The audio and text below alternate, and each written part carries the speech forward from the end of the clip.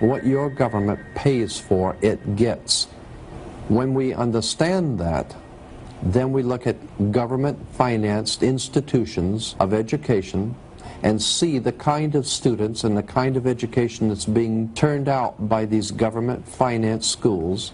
Logic will tell you that if what is being turned out in those schools was not in accord with what the state and the federal government wanted, then it would change it. The bottom line is that the government is getting what they have ordered. They do not want your children to be educated. They do not want you to think too much. That is why our country and our world has become so proliferated with entertainments, mass media, television shows, amusement parks, drugs, alcohol, and every kind of entertainment to keep the human mind entertained, so that you don't get in the way of important people by doing too much thinking. You had better wake up and understand that there are people who are guiding your life and you don't even know it. We're in a lot of trouble because you people and 62 million other Americans are listening to me right now, because less than 3% of you people read books, because less than 15% of you read newspapers, because the only truth you know is what you get over this tube. Right now, there is an entire generation that never knew anything that didn't come out of this tube. This tube is the gospel, the ultimate revelation.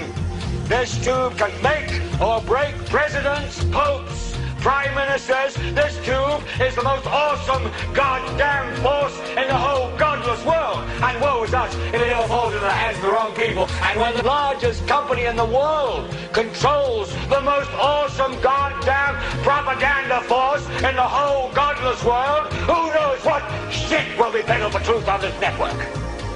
So you listen to me. Listen to me. Television is not the truth.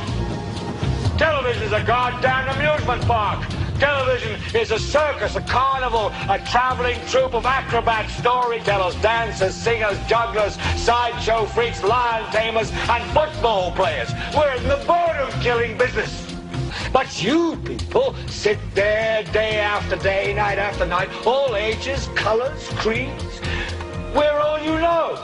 You're beginning to believe the illusions we're spinning here. You're beginning to think that the tube is reality and that your own lives are unreal. You do whatever the tube tells you. You dress like the tube. You eat like the tube. You raise your children like the tube. You even think like the tube.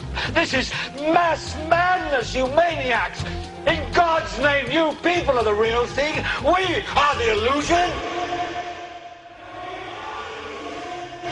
The last thing the men behind the curtain want is a conscious, informed public capable of critical thinking, which is why a continually fraudulent zeitgeist is output via religion, the mass media, and the educational system.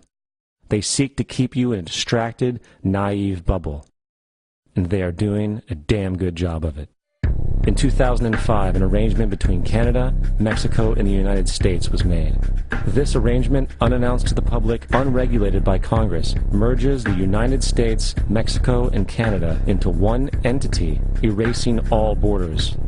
It's called the North American Union, and you might want to ask yourself why you've never heard of this. In fact, there is only one mainstream reporter who has actually heard of and has had the courage to cover this issue.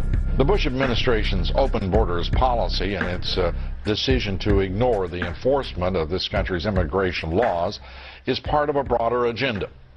President Bush signed a formal agreement that will end the United States as we know it, and he took the step without approval from either the U.S. Congress or the people of the United States.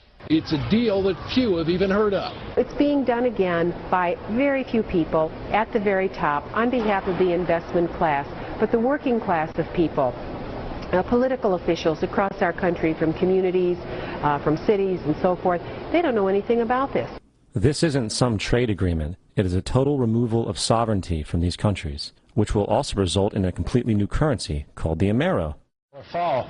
Apart from that, I think one thing people who are dollar-based need to focus on is the Amero. That's the one thing that nobody's talking about that I think is going to have a big impact on everybody's life in Canada, the U.S., and Mexico. The Amero is the proposed new currency for the North American community, which is being developed right now between Canada, the U.S., and Mexico to make a borderless community, much like the EU, and the dollar, Canadian dollar, U.S. dollar, and the Mexican peso replaced by the Amero.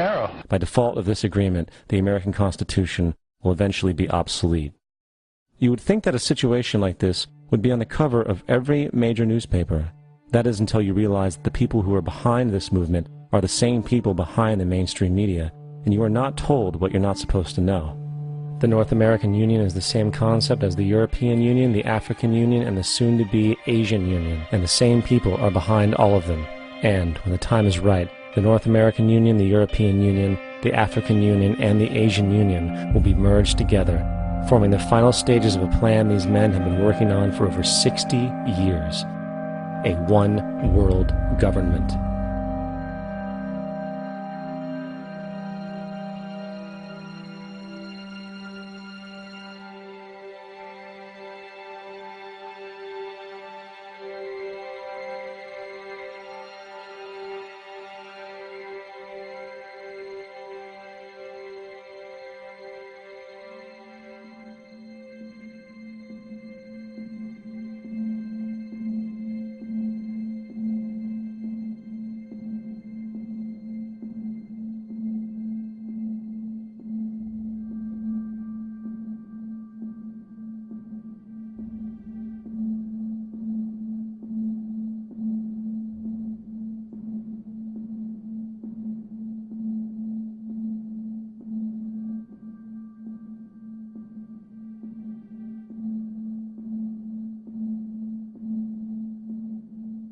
One bank, one army, one center of power.